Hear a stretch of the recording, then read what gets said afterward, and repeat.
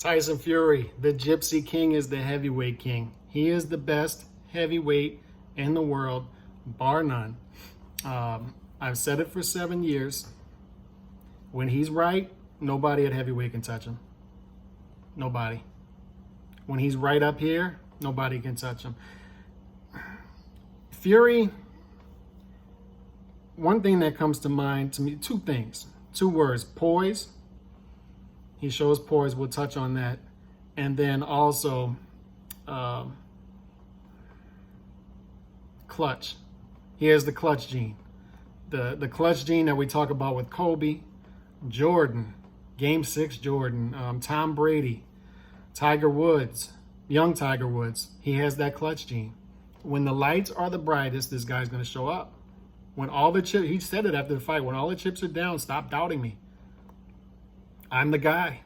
I am the guy. So it doesn't matter who you bring to the table. People can talk about Usyk, Joshua. It doesn't matter, man. This guy's going to beat anybody you put in front of him. The bigger the fight, the more this guy's going to show up. Clutch. He has the clutch gene. Some people have it. Some fighters have it. Some athletes have it. Some don't.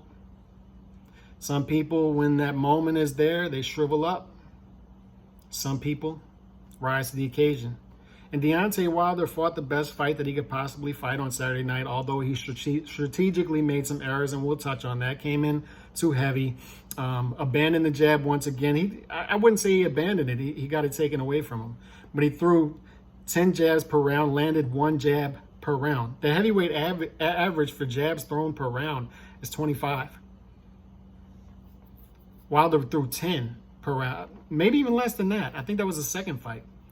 But he landed 1 jab, less than 1 jab per round on average, 0.8 jabs per round. He started off throwing a jab to the body, but got it taken away from him. Didn't know how to adjust. And it's like I said in the lead up to this, is once you get hit, man, those game plans that you came up with, the stuff you were working on for 20 months goes out the window, and you revert back to who you were for the first 40-something fights of your career. It's just too late, man. You can't teach old dogs new tricks. And Fury, being a natural boxer from a child, can morph into many different styles depending on what he needs for that night. And then he can go into the tool chest and calmly pull out whatever tool he needs, which leads me to the second point of poise.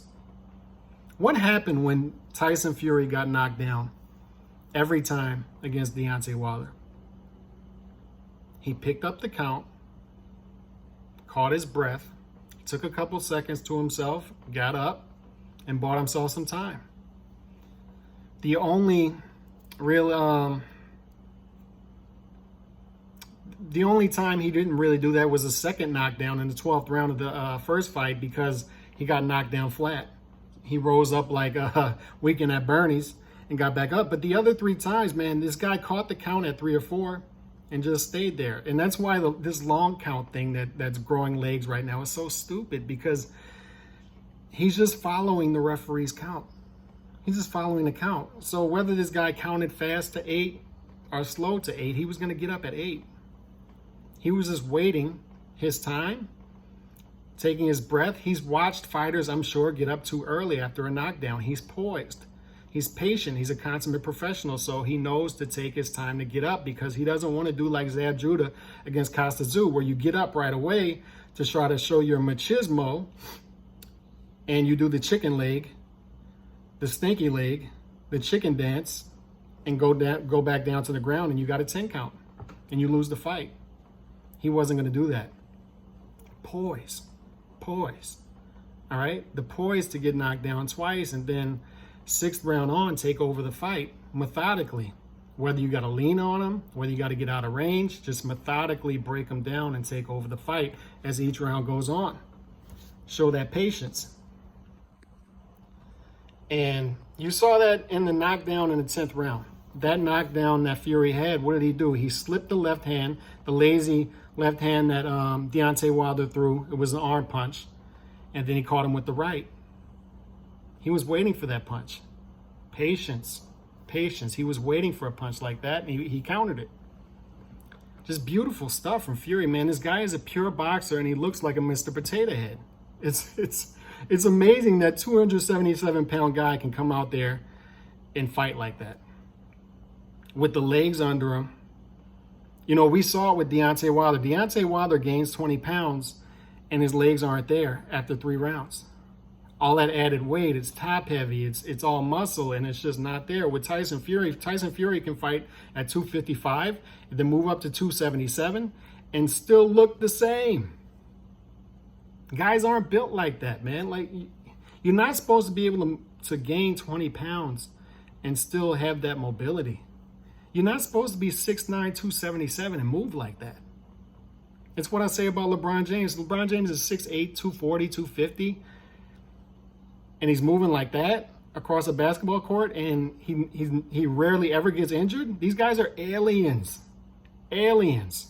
And Tyson Fury's cut from that cloth, man. He's an alien. And he's not going to lose. He's just not going to lose. It could be Usyk. Maybe Joshua comes back and beats Usyk, whoever it is, man. Fury's going to morph into whatever he has to morph into to fight those guys and beat those guys as well. He's the Gypsy King. He's the heavyweight king. He's the baddest man on the planet. You got to give him his credit. And he did it without loaded gloves. Deontay Wilder's trainer did not poison him, all this nonsense. Tyson Fury showed poise, and he showed that clutch gene. And now he's the king. Bow down, boxing fans.